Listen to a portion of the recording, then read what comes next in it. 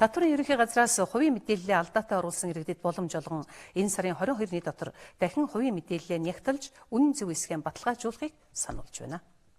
2018 оны 1 сарын 8-ны дотор бүртгүүлсэн мэдээллийг одоо бүртгэл мэдээллийн нэгдсэн сангаасаа бид нар татаж аваад одоо ерөнхийдөө бол хянах тулгах тийм процесс ажиллагаа хийгдэж байна.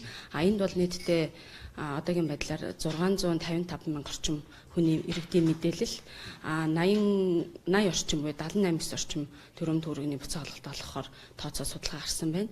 За энэ дундаас болохоор бас яг бүртгэл мэдээллийн нэгдсэн систем юу бүртгүүлэх ёстой, бүртгүүлсэн шаардлагыг хангаагүй бас хэд нэлээдгүй татвар төлөгчийн маань дүн байна. Энд болохоор одоо үнийн дүн зөрүүтэй мэдээлэл огт оруулаагүй хэд хэдэн данстай дутуу мэдээлэл оруулсан гэх мэтчлэн инээд 22 мянга орчим одоо иргэдийн мэдээлэлүүд байгаад байна. Тэгэхээр энийг бид нар яах вэ гэхээр одоогийн байдлаар бол програмд засах эрх нь бол нээлттэй байгаа. 1 сарын 23-ны дотор 22-ны дотор бол одоо тэр хүмүүс маань ороод мэдээлэл нэгтгэхэд засаач ээ.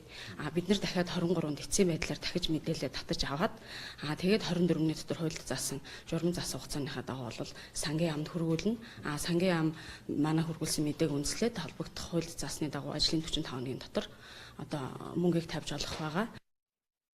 Та бүхэндээ мэдээллийг тодруулан хүргэхэд нэмэгдсэн өртгийн албан татварын баримтаа 655 мянган эртхэн бүртгүүлсэн үүнээс 22,192 иргэний хувийн мэдээлэл нь алдаатай. Урамшууллын буцаан олголтод 80 орчим тэрбум төгрөг зарцуулна. Энэ сарын 22-ны дотор мэдээллээ нягтлж засах шаардлагатай.